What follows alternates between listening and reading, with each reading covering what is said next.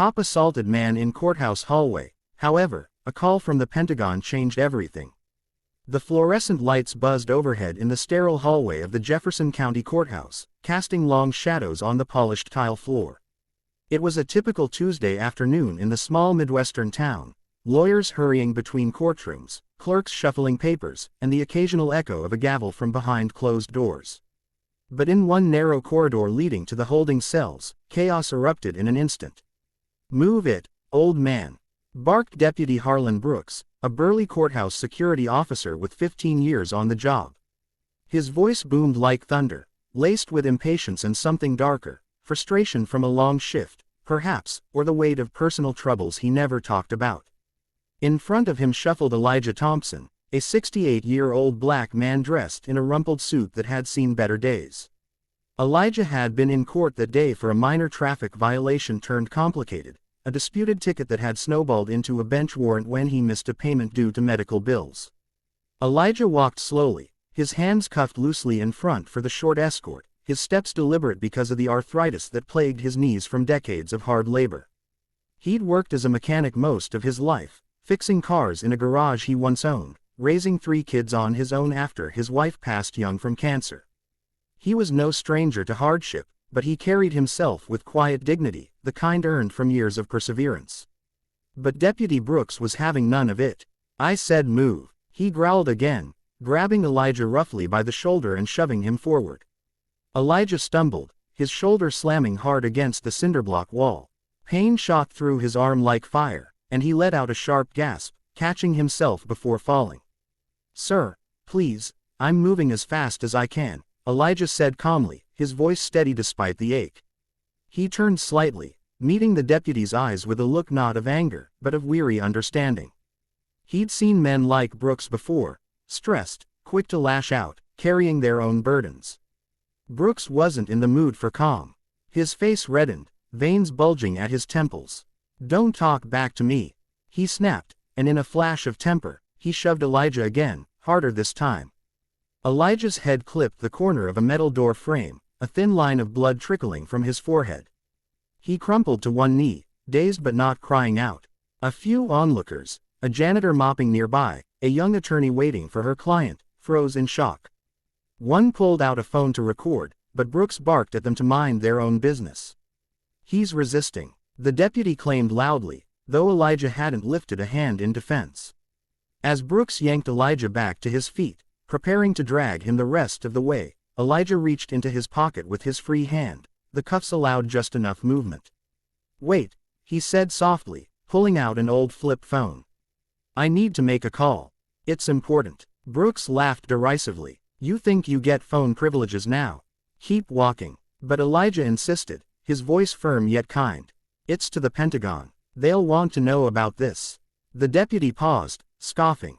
"The Pentagon? Yeah, right. What, you gonna call the president next?" Elijah didn't respond with anger. Instead, he dialed a number from memory, one he'd kept for emergencies over the years. The phone rang twice before a crisp voice answered. "Department of Defense, how may I direct your call?"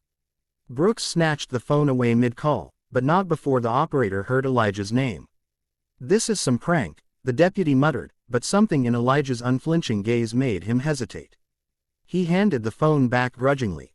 "Make it quick." Within minutes, the courthouse switchboard lit up. The judge's clerk received an urgent call from a high-ranking official at the Pentagon. Then the sheriff's office. Then the county prosecutor. Whispers spread like wildfire through the building. Elijah Thompson wasn't just any elderly man with a traffic ticket. He was retired Major Elijah Thompson, U.S. Army, decorated veteran of 2 tours in Vietnam and advisory roles in later conflicts. He'd spent the latter part of his career in military intelligence, working closely with Pentagon brass on sensitive operations that saved countless lives. Even in retirement, he consulted occasionally, and his record was impeccable: Purple Heart, Bronze Star, and commendations that few ever heard about because he never boasted. But the real twist came deeper. Deputy Brooks, watching the color drain from his supervisor's face as the calls poured in, learned something that hit him like a gut punch. Years ago, in a desperate moment during a training exercise gone wrong, a young soldier's quick thinking had pulled Brooks's own father, a career Army sergeant, from a burning vehicle in a stateside accident. That soldier, Elijah Thompson, then a captain, who happened to be visiting the base. Brooks's father had spoken of that guardian angel, often before passing from complications years later, describing a kind black officer who risked his own safety without hesitation, staying with him until medics arrived, holding his hand and praying aloud. "That man saved my life, son," his father had said. Pure selflessness. We need more like him. Brooks had never connected the name, never imagined he'd one day lay hands on the very man who gave his family extra years with his dad. As the Pentagon's call reached the courthouse directly, a general personally vouching for Elijah's character and demanding an immediate explanation, the deputy stood frozen. Elijah, now seated with an ice pack from a concerned nurse, looked up at Brooks not with triumph or malice, but with compassion. "You all right, son?" Elijah asked gently, noticing the deputy's shaken expression. "Rough day." Brooks's tough facade cracked. His eyes welled up as the realization sank in. He dropped to one knee beside Elijah, voice breaking. "Sir, Major Thompson, I didn't know. I'm so sorry. Your shoulder, your head, I lost my temper, and God, if you hadn't." Elijah placed a reassuring hand on the younger man's arm, wincing slightly from the pain but smiling faintly. "We all have bad days, deputy.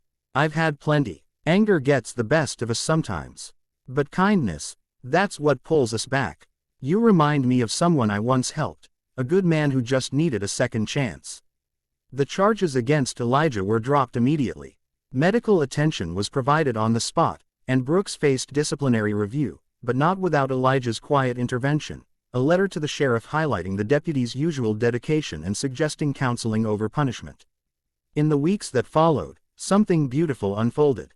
Brooks visited Elijah at his modest home, bringing groceries and apologizing profusely. Elijah invited him in for coffee, sharing stories of service, loss, and redemption.